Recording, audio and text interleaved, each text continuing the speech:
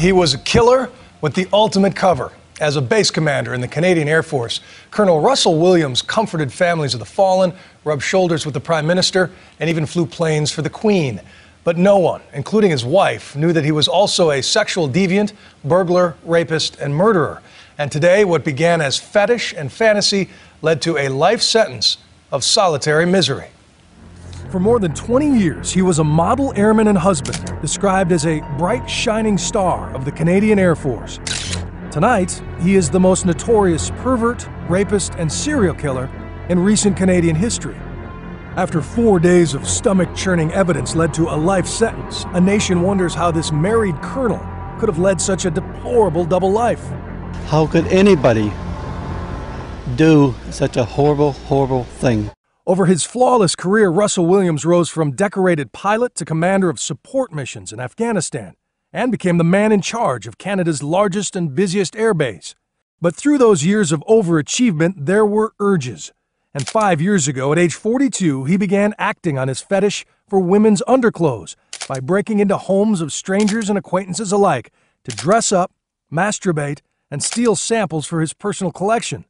You ever been interviewed by the police in a room like this before? I have never been interviewed like this. Oh, no? Okay. More than 80 of his home invasions went unsolved until 27-year-old Jessica Lloyd disappeared in January.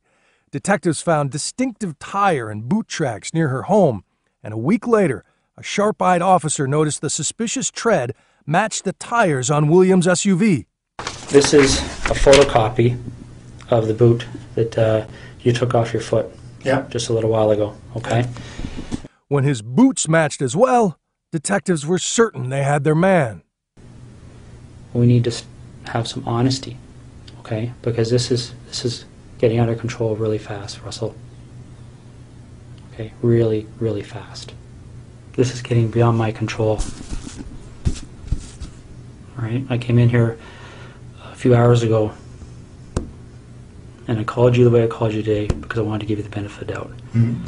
But you and I both know you were at Jessica Lloyd's house, and I need to know why. Williams sat frozen in the interrogation room, agonizing his own fate. But eventually, he came clean, and over a 10-hour confession described 2 rapes, 82 burglaries, and the murders of both Lloyd and 37-year-old Corporal Marie-France Camus. Let me ask you this. Did you like or dislike these women? I didn't know any of them. In both cases, he tied them up, beat and raped them repeatedly for hours while recording it all on video. On one occasion, he stopped to actually adjust the lighting while ignoring his victim's pleas. "If I die," Lloyd cries out on video, "will you make sure to let my mom know that I love her?" Well, let's talk about Jessica, because she was there with you for the whole day, right? Mm-hmm. What kind of feelings were you experiencing while you were with her that day?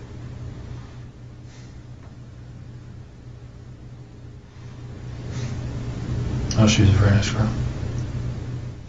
Can you tell me why you killed her? Right? Do you know why you killed her? Well, I think I killed her because I knew that her story would be recognized. Her story would be recognized? How do you mean? Well, because she knew I was taking pictures. He seems to be intact enough to realize that this is embarrassing and that he would have some shame at acknowledging fully that he did these things, in contrast to a total psychopath that would be ebullient and almost triumphant in saying, "Yeah, I did this to her and bitch deserved it." Dr. Michael Stone is a forensic psychiatrist who studied and cataloged hundreds of deviant killers for his book, The Anatomy of Evil. So you have how many different gradations of evil? 22? 22. And where does he fit on the evil chart? Either 18, which is moderately prolonged torture, or 22 for considerably prolonged and very agonizing. So high up on the scale. Worst of the worst. Yes. Dr. Stone says Williams may be the most highly functioning serial killer he has ever seen, and his military discipline actually helped him lead 2 separate lives. He's also unique in that he started his crimes later in life, and he's among the very few serial killers who like to pose in women's clothing, Dennis Rader, the notorious BTK killer who murdered 10 in Kansas, was another. Yes, I had some sexual fantasies, and I took her to the basement and eventually hung her. But while BTK never expressed remorse, Williams did display empathy for his wife during his confession. What made you decide to tell me this tonight?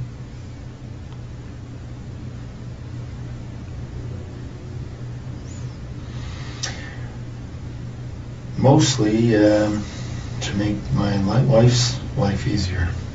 And he sniffled in court as he told the judge, quote, "I have committed despicable crimes, Your Honor. In the process, betrayed my family, my friends, and colleagues on the Canadian forces." The ability to talk about these things with remorse is very uncommon. Psychopaths it's one of the key ingredients is not to have remorse.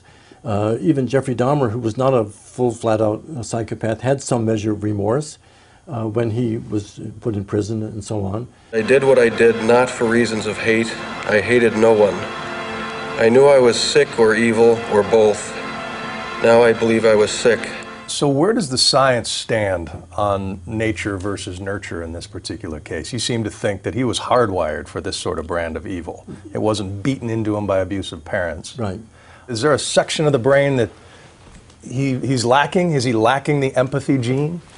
He may have a deficiency in the certain areas of the brain if the parents beat the heck out of the kid or there was terrible neglect. So there are some environmental forces that may make the person more inclined to crime, but those forces don't make a person a paraphilic. That those forces make the person more inclined to violent crime, perhaps, but not to the sexual paraphilia, which is wired in from the get-go. Though his parents split when he was young, there was no evidence of abuse, as Williams excelled in expensive schools. Yet another detail to make him the subject of fascination for criminal scientists and the object of loathing for everyone else. We want him locked in there till the day he dies. How do you feel about what you've done? Like what?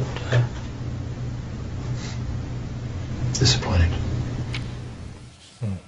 Given the risk of retribution from other prisoners, Williams began his sentence in solitary today, and a bit later he will be court-martialed and stripped of his colonel's stripes.